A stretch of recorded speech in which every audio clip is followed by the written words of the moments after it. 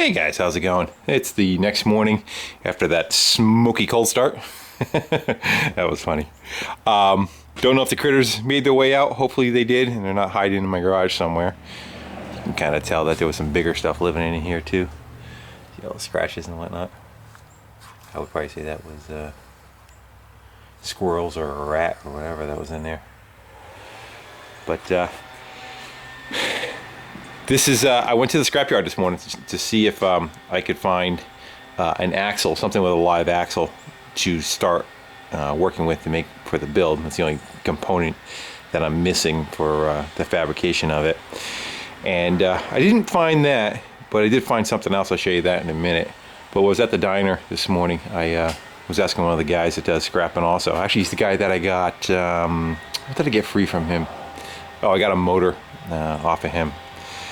Last week off of a parts washer. It's actually sitting in the box over here, and it was a Briggs, and took that apart, took the head off. I forget what I had in there. I think it was just weather seized. Cleaned it up, put it back together, and I got that motor running, and that's for whatever in the future. And I talked to him, and he had a he may have an axle for me. I'm trying to find like a something wide, like an axle of an Odyssey or something like that. Would be awesome, but you know, it's got to be fairly heavy to run that motor that's in that thing, because that's got to have some decent horsepower to it, and figure when you're riding too, it's got to be able to take a hit. So he's gonna call me back later, see what we can find for that. Picked this up at my mother-in-law's. It was a partial drill press setup. You can see old school stuff. I was gonna go make a mini mill out of it, but unfortunately the chuck comes off the wrong way. You pop this off, there's a male sticking out of the head instead of a female, so I can't get the collets in there. And you can adapt it over, but by the time you stack it all up, it ended up being too long. So on my old drill press, this is what I'm using now, which it works, you know, is basically that chuck popped out of there, and the number twos do go in there, and I have a good assortment of collets and end mills and fly cutters and everything that I can use. And then I found this vise at a yard sale, and it is an XY, not a very long stroke. It's probably 6 inches each way, maybe 8 inches each way that it travels. And then of course the vise that's on top. And it can rotate 360, which is nice. So if you want to cut something, fly cut it, I could probably actually grab the table and rotate it around and cut something out if I had to. But it's on the wish list, something to get. Shut that off. Yeah, something pretty much just to match the lathe, probably size-wise and scale-wise what I can do. But I want to get into more of that stuff. Bob came over, and I put the bus up on the lift, and I gave him a walk around of it, and kind of gave him a heart-to-heart of where you want to go with this thing and how much it's actually going to cost you.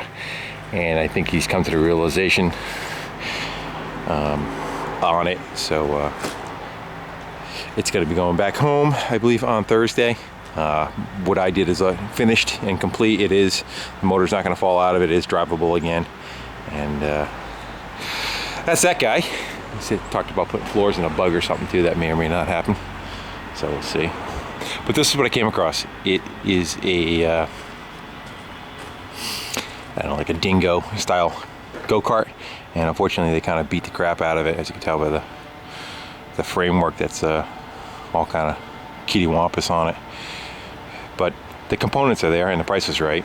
It's got a decent front end on it, and it's got rod end steering and bearings in the front, and it's got a good clutch setup on it. Instead of just a centrifugal clutch, it's got that torque converter set up on it. And it looks like somebody that's a snowblower motor. And I do have another snowblower motor, you guys remember, off of that Gilson or whatever it was that I got free. That wouldn't sell for much, but it's got a good 6-horse motor on it, so I figured it'd be a good addition for this. And as far as tires and stuff, I may just go with, I have a tractor over there that it's got good tires on. I may just rob them and put them on here and see what we can make out of it. It's rough, but it was 20 bucks, so it's not like there's any investment on it. I figure that clutch assembly alone is worth that to me if I want to put it on a bike and build a bike, So I'm gonna go put the forks on the Kubota and see if I can get that snowmobile around back until I get some more pieces for it.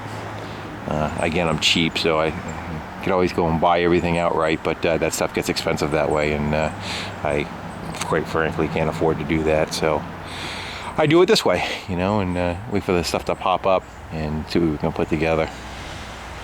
So it's got double band brakes too. There's one on this side, and if you can see it, there's one on that side too. You can focus. So the bones are there, so to speak, right? It's gonna be a nice day. Sun's out. Can't knock that. I can go for a bus ride a little bit later. Alright guys, again, thanks for watching, commenting, and subscribing, and see if I get anywhere on this mini bike. I'll make another moped one more time, go-kart, and we'll see if we get anywhere with that. I'll make a video. Take care. Bye.